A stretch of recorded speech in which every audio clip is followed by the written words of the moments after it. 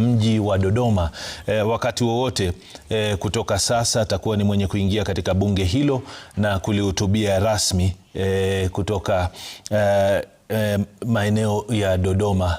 Kama unavyoona picha hizo za moja kwa moja kutoka shirika la habari la TBC, yani Tanzania Broadcasting Corporation, ndege ambayo imembeba Rais Daktari William Ruto ikiwa imewasili katika uwanja wa ndege wa Dodoma, na moja kwa moja kutoka hapo atakuwa anafululiza hadi katika bunge la kitaifa nchini Tanzania lililoko katika mji mkuu wa Dodoma na kuweza kuhutubia bunge la Tanzania. Kwa hivyo wakati wote tutakuwa tunafuatilia matukio hayo ya moja kwa moja kutoka nchini Tanzania.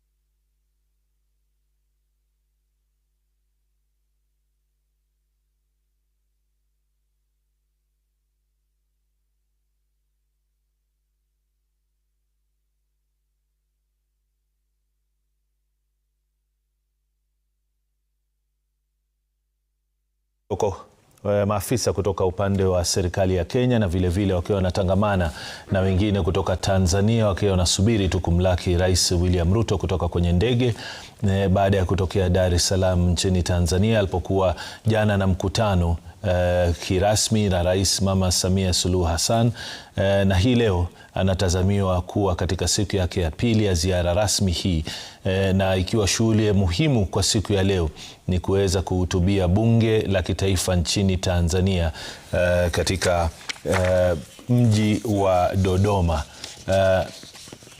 Bila shaka ni matukio ambayo tutakuwa tunafuatilia kwa karibu.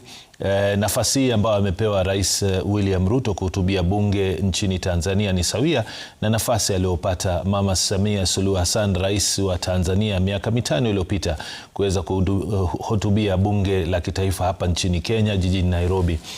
Kama unavyoona picha za moja kwa moja, Rais William Ruto akiwa ameweza kuondoka kwenye ndege, analakiwa na baadhi ya maafisa wakuu katika serikali ya Tanzania, na kisha atafululiza katika majengo ya bunge katika mji wa Dodoma.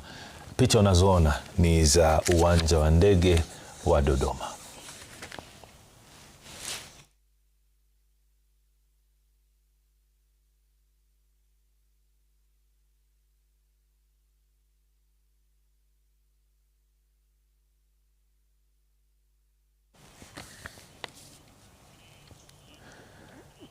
Naam.